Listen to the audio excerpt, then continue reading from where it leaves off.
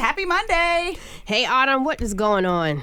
Girl, so also joining us on the line right now, we have got D.C. Delegate Eleanor Holmes Norton. Ebony, I was so glad when you told me we were going to bring on a special guest today. Good afternoon, Ms. Norton. I am great, thank you. I want to start, since we only have you for a short time, with the 58th anniversary in Selma, Alabama of Bloody Sunday. The president gave a really powerful speech and reminded us that the fight for voting rights is not over. In fact, it's more urgent than ever as we see this wave of anti-voting laws across the country being fueled by the big lie and election deniers who are now, some of them even holding office. How did the president's words fall on your ears, especially as we look at this fight for D.C. statehood? Well, it was very important that the president went to the Edmund Pettus Bridge to commemorate that 1965 march because it calls attention to the work still to be done. Pending is the Freedom to Vote Act, which would allow same-day registration. Election day would be a holiday. There would be 15 days of early voting. There would be universal mail-in voting. That's an indication of work still to be done since that original march. Delegate Norton, I was watching the Congressional Black Caucus press conference when they were laying out their agenda, and you learned from the podium that the president basically made the decision that he will sign the resolution nullifying the local D.C. revised criminal code, which was passed by the democratically elected council. When I saw that, I remember the person who asked you that question, and the first thing you said was, this is a grave disappointment. Well, we had thought that there was a chance that the president would not sign any disapproval resolution because of his statement of administrative policy. But what we have here is, for the first time since 1990, and that's before I even came to Congress, we have a disapproval resolution to be nullified by the president. Now, understand that there were no hearings held, no residents of the District of Columbia testified. So this is a great disappointment. There was a last-minute attempt by the chair of the council to even withdraw the revised criminal code, but apparently that is not possible. So there is going to be a vote in the Senate on Wednesday.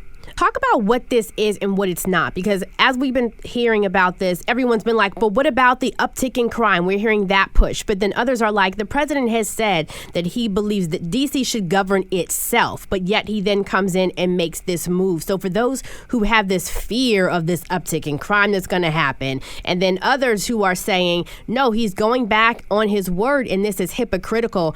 Talk about what this bill is and is not. Well, when he indicated earlier that just a few weeks ago, that he might be for it, he didn't, and so our hopes were up then. What we think really happened here for the president was a response to the national increase in crime in the country. And I don't think he wanted to see any indication that he did not support this issue at a time when crime is going up. The D.C. Council tried to withdraw it and were unable to do it. We're told by the parliamentarian that once a bill is over here in the House or the Senate, there's no such thing as withdrawing it. That's why we expect a vote on Wednesday in the Senate.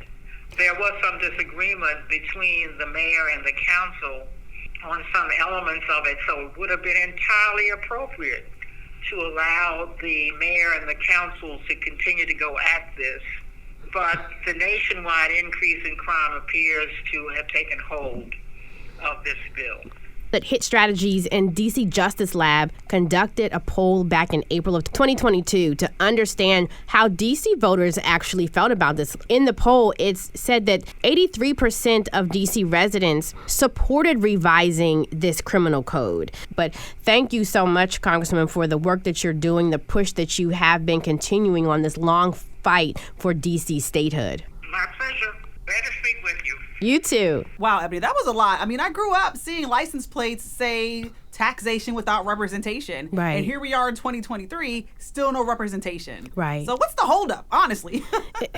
That's been the long-standing question, but I know that Delegate Norton has been in this fight for a while. There's so many organizations that have been pushing over and over for this, and it's loaded, but it is not complicated, right? When we talk about this issue of voting rights, why is it that there is this pause when it comes to the DC with DC, with Puerto Rico? It is absolutely ridiculous, but I'm glad she came on to talk with us. The vote, like she said, is on Wednesday, so we'll have to kind of wait and see what happens. Yeah. All right, Ebony. Well, as usual, girl, thank you so much for keeping us in the know and getting that rock star to join us today.